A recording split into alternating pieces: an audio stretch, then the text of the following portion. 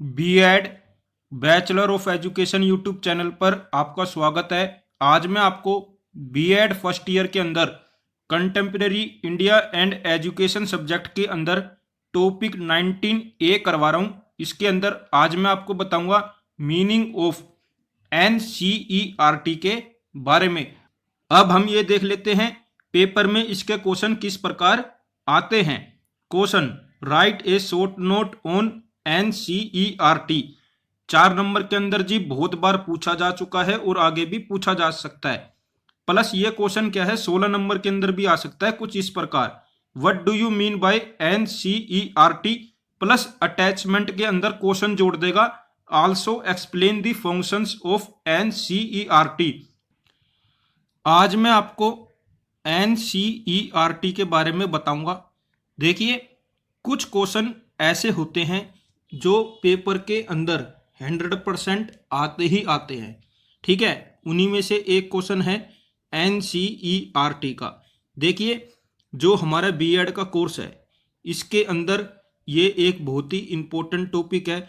इसके अलावा हमारे जितने भी टीचिंग से रिलेटेड कोर्स होते हैं या जितने भी टीचिंग से रिलेटेड ट्रेनिंग होती है या हमारे जितने भी टीचिंग से रिलेटेड टेस्ट होते हैं या हम कहीं टीचिंग के लिए इंटरव्यू वगैरह देने के लिए जाते हैं तो वहाँ भी हमसे NCERT के बारे में पूछ लिया जाता है। तो आपको पता होना चाहिए कि NCERT क्या होता है और इसके क्या क्या फंक्शन है। देखिए, सबसे पहले तो क्या है, आपको यही पता होना चाहिए इसकी फुल फॉर्म क्या है। तो इसकी फुल फॉर्म होती है the national council of educational research and training. सबसे पहला काम तो ये है, आप इसकी फुल फॉर्म को याद करो, क्योंकि जब आप कॉम्पिटिटिव एग्जाम देने जाओगे तो क्या है, एक क्वेश्चन इसकी फुल फॉर्म से रिलेटेड ही बन जाता है। सेकंड ये है कि ये कब स्टैब्लिश हुआ, ये कब सेटअप हुआ। तो बता दूं, NCERT क्या है, 1961 के अंदर स्टैब्लिश हुआ था इंडिया के अंदर और गवर्नमेंट ऑफ इंडिया ने इसे स्टैब्लिश करा था। पेपर के अंदर आ सकता है कौन से एक्ट के तहत ये स्टैब्लिश हुआ था, रजिस्टर्ड हुआ था। तो आप बताना, सोसाइटीज रजिस्ट्रेशन एक्ट 1860 के अंदर ये रजिस्टर हुआ था। प्लस ये क्या है, एक ऑटोनोमस ऑर्गेनाइजेशन है, ठीक है। देखिए, इसके जो फंक्शन है इसी के नाम में छुपे हुए हैं। इसका नाम क्या है, the national council of educational research and training. तो ये मेन काम क्या करते हैं, एजुकेशनल रिसर्च का और ट्रेनिंग का। देखिए, ये लोग क्या है, टीचर को ट्रेन करते हैं, जो हमारा एजुकेशन सिस्टम है उसको सुधारने की फुल कोशिश करते हैं। आपने NCERT का जो नाम है बहुत पहले से सुनते आ रहे हैं। हम भी जब क्लास में पढ़ाते हैं तो हम बच्चों से पूछते हैं कि बताइए NCERT क्या होता है, तो बच्चे नहीं बता पाते। वो बोलते हैं NCERT की तो हमने बुकें पढ़ी है, बस इससे ज़्यादा हमें कुछ नहीं पता। लेकिन क्या है, अब आप हायर एजुकेशन में आ चुके हैं, बीएड कर रहे हैं, तो आपको प्रॉपर पता होना चाहिए कि NCERT क्या होता है। चलिए पढ़ लेते हैं। The national council of educational research and training was set up by government of India in 1961, ठीक है, as an autonomous organisation registered under societies registration act 1860। अब यहाँ पर क्या है, इसके अंदर ये था 21वां एक्ट था वो, ठीक है, लेकिन मैंने यहाँ पर लिखा नहीं। देखिए, आपको पेपर के अंदर ना वही चीजें लिख के आनी है जिसके लिए आप क्या हो, कॉन्फिडेंस हो कि हम ये सही लिख रहे हैं। जहां पर आपको डाउट हो वो आपको बिल्कुल भी लिखकर नहीं आना है। वैसे देखिए, जैसे मैंने यहाँ पर लिखा कि ये क्या है, 1961 में सेटअप हुई, तो इसके अंदर अगर आप डिटेल में जाएंगे तो आप पाएंगे ये क्या है, 1 सितंबर 1961 में सेटअप हुई थी। लेकिन मैंने यहाँ पर 1 सितंबर नहीं लिखा। क्यों नहीं लिखा, कई बार ऐसा होता है डेट याद नहीं रहती और पेपर में अगर आप गलत लिखाए तो नंबर कट जाएंगे। तो गलत लिखने से अच्छा है आप लिखो ही ना, बेमतलब के फंटे पेपर में ना मारो। NCERT is advice and assist the ministry of human resource development, इसको हम शॉर्ट में बोलेंगे MHRD, government of India and Department of Education in states and union territories in formulation and implementation of their policies and major programs in the field of education, particularly for qualitative improvement of school education.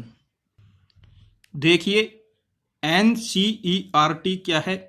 Education की field के अंदर हमारा जो education system है, जो हमारी school education है, उसके अंदर इम्प्रूवमेंट आए, क्वालिटेटिव इम्प्रूवमेंट आए, उसके लिए क्या है? बहुत सारी पॉलिसीज बनाता है, बहुत सारे प्रोग्राम्स बनाता है। और क्या है फिर ये क्या करता है? MHRD जो हमारा ह्यूमन रिसोर्स डिपार्टमेंट है गवर्नमेंट ऑफ इंडिया का, या जितने भी हमारी राज्य सरकारें हैं उनके अंदर जो एजुकेशन के डिपार्टमेंट है, जितने भी हमारे केंद्र शासित प्रदेश है उनके अंदर जो एजुकेशन के डिपार्टमेंट है, उन सबको ये सलाह देता है, उन सबको ये एडवाइस करता है कि आप क्या है हमारी पॉलिसीज, हमारे जो प्रोग्राम है उनको क्या है अपने अपने एरिया के अंदर इम्प्लीमेंट करिए, ताकि क्या है एजुकेशन के अंदर सुधार लाया जा सके, क्वालिटेटिव इम्प्रूवमेंट लाई जा सके। यहाँ पर क्या है फॉर्मुलेशन एंड इम्प्लीमेंटेशन की बात करी गई है। एजुकेशन से रिलेटेड जो पॉलिसीज होती हैं, प्रोग्राम्स होते हैं, उनके बारे में कहा गया है। यहाँ पर आगे पढ़ लेते हैं।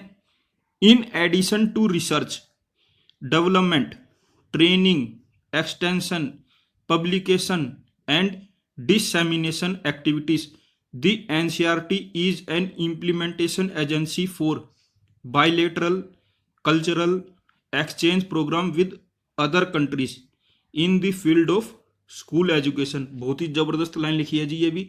अगली लाइन पढ़ते हैं एक बार, फिर बताता हूँ पूरा। The NCERT also interact and works in collaboration with the international organization, visiting foreign delegation and offers various training facilities to educational personnel from developing countries। देखिए इसके अंदर ये कहा गया है जो NCERT का काम है वो रिसर्च करना है, एजुकेशन के क्षेत्र में डेवलपमेंट करना है, टीचरों को ट्रेनिंग की बात करी गई है, इंस्टीट्यूट के एक्सटेंशन की बात करी गई है, पब्लिकेशन की बात करी गई है, डिससेमिनेशन की बात करी गई है। लेकिन उसके साथ साथ इन्होंने क्या कहा है? देखिए NCERT का एक और काम है, वो काम ये है कि ये क्या है जो फॉरेन कंट्री है, जो अदर कंट्री है, उनके साथ क्या है कल्चर एक्सचेंज प्रोग्राम भी करते हैं। ये प्रोग्राम करने के पीछे ये रीजन होता है कि किसी तरीके से हम क्या है अपनी स्कूल एजुकेशन को सुधार सके, प्लस क्या है इंटरनेशनल लेवल की बना सके।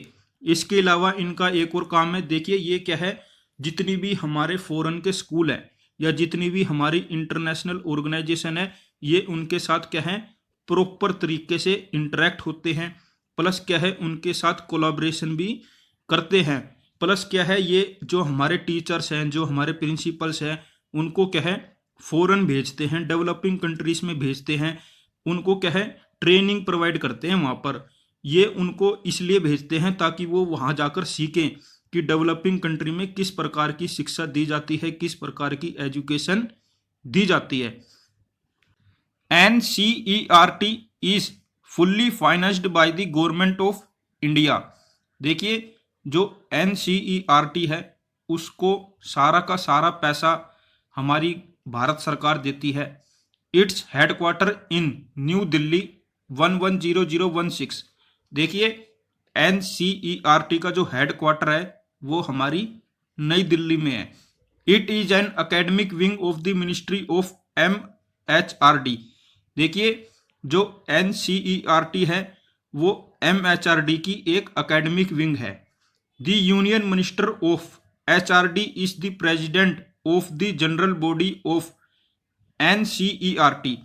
देखिए जो NCERT है इसके अंदर जो प्रेसिडेंट है वो हमारे भारत सरकार के केंद्रीय मंत्री होते हैं, जो कि HRD मिनिस्ट्री देखते हैं। The member of the general body include, इसके अलावा और भी मेंबर होते हैं, देख लेते हैं वो मेंबर कौन कौन है।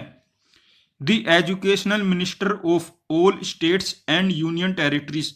देखिए जितने भी हमारे शिक्षा मंत्री है राज्य सरकारों के या केंद्र शासित प्रदेशों के, वो भी इसके मेंबर होते हैं।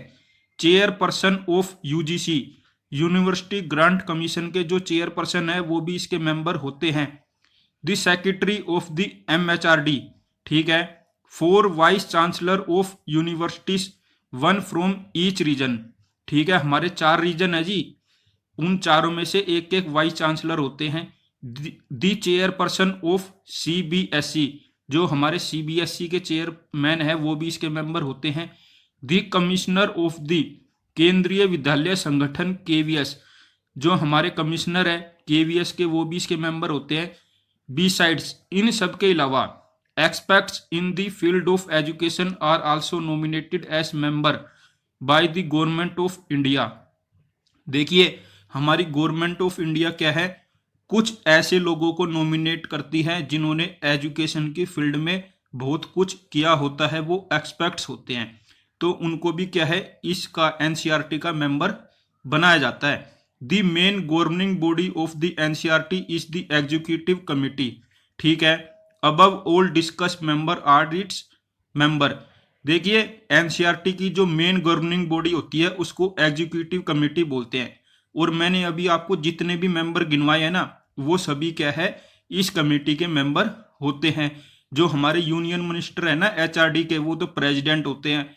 इसके अलावा जितने भी हमारे एजुकेशन मिनिस्टर होते हैं ना स्टेट्स के या यूटीज के, वो इसके वाइस प्रेसिडेंट होते हैं। उम्मीद है आप समझ गए होंगे।